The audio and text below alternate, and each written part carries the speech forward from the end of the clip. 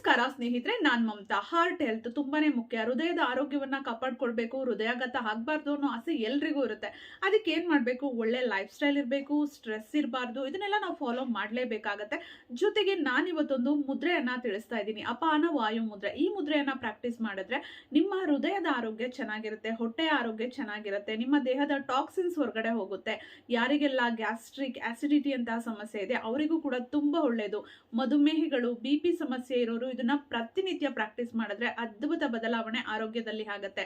ತುಂಬಾ ಜನ ಹೃದಯಾಘಾತ ಆದಾಗ ಇದನ್ನ ಪ್ರಾಕ್ಟೀಸ್ ಮಾಡಿದ್ದಾರೆ, ಅವರು ಪ್ರಾಣಾಪಾಯದಿಂದ ಪಾರಾಗಿದ್ದಾರೆ ಅಂತಾನೆ ಹೇಳ್ಬೋದು. ಅಷ್ಟು ಉತ್ತಮವಾದ, ಅಷ್ಟು ಒಂದು ಅದ್ಭುತವಾದ ರಿಸಲ್ಟ್ ಕೊಡುವಂತಹ ಮುದ್ರೆ ಸ್ನೇಹಿತರೆ. ಈಗಾಗಲೇ ನಿಮ್ಗೆ ಬಿಪಿ ಸಮಸ್ಯೆ ಇದೆ, ಹೃದಯದಲ್ಲೇನೋ ಸಮಸ್ಯೆ ಇದೆ ಅಂದ್ರೆ ಪ್ರತಿನಿತ್ಯ 20 ನಿಮಿಷ ಪ್ರಾಕ್ಟೀಸ್ ಮಾಡಿ. ತುಂಬಾನೇ ಯೂಸ್ಫುಲ್. ಮುದ್ರೆ ಯಾವುದು? ಅಪಾನ ವಾಯು ಮುದ್ರೆ. ಹೇಗೆ ಪ್ರಾಕ್ಟೀಸ್ ಮಾಡೋದು ನೋಡಿ. ಇದು ವಾಯು ಮುದ್ರೆ, ಇದು ಅಪಾನ ಮುದ್ರೆ. ಎರಡನ್ನು ಒಟ್ಟಿಗೆ ಮಾಡಿದ್ರೆ ಅಪಾನ ವಾಯು ಮುದ್ರೆ ಅಂತ ಆಗತ್ತೆ ನೋಡಿ. ನಿಮ್ಮ ಹೆಬ್ಬೆರಳಿನ ಬುಡಕ್ಕೆ ತೋರ್ಬೆರಳನ್ನ ಇಡಬೇಕು.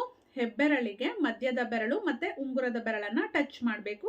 ಕಿರುಬೆರಳು ನೇರವಾಗಿರ್ಬೇಕು. ಈ ರೀತಿ ಹೀಗಿಟ್ಕೊಂಡು ಆರಾಮಾಗಿ ಕೂತ್ಕೊಳ್ಬಹುದು. ವಾಕ್ ಮಾಡ್ಬೇಕಾದ್ರೆ, ಟಿವಿ ನೋಡ್ಬೇಕಾದ್ರೆ, ಟ್ರಾವೆಲ್ ಮಾಡ್ಬೇಕಾದ್ರೆ ಅಥವಾ ಧ್ಯಾನ ಮಾಡ್ಬೇಕಾದ್ರೆ ಯಾವಾಗ ಬೇಕಿದ್ರೂ ಅಭ್ಯಾಸ ಮಾಡಬಹುದು. ತುಂಬಾ ಒಳ್ಳೆ ಪ್ರಯೋಜನ ಸಿಗುತ್ತೆ. ನಿಮ್ಮ ಒಂದು ದೇಹದಲ್ಲಿ ತುಂಬಾನೇ ಚೇಂಜಸ್ ಆಗುತ್ತೆ. ನಿಮ್ಮ ಒಂದು ಆ ಪೇನ್ ಏನಿದೆ ಅದು ಕಡಿಮೆ ಆಗುತ್ತೆ. ನೀವು ಇನ್ ಕೇಸ್ ಹಾಸ್ಪಿಟಲ್ಗೆ ಹೋಗ್ಬೇಕು ಅಂದ್ರೆ ಹಾಸ್ಪಿಟಲ್ಗೆ ಹೋಗೋವರೆಗೂ ನಿಮ್ಮ ಪ್ರಾಣವನ್ನ ನೀವು ಕಾಪಾಡ್ಕೊಳ್ಬಹುದು ಅಂತಾನೆ ಹೇಳ್ಬೋದು. ಟ್ರೈ ಮಾಡಿ, ರಿಸಲ್ಟ್ ಅನ್ನ ತಿಳಿಸಿ. Thank you.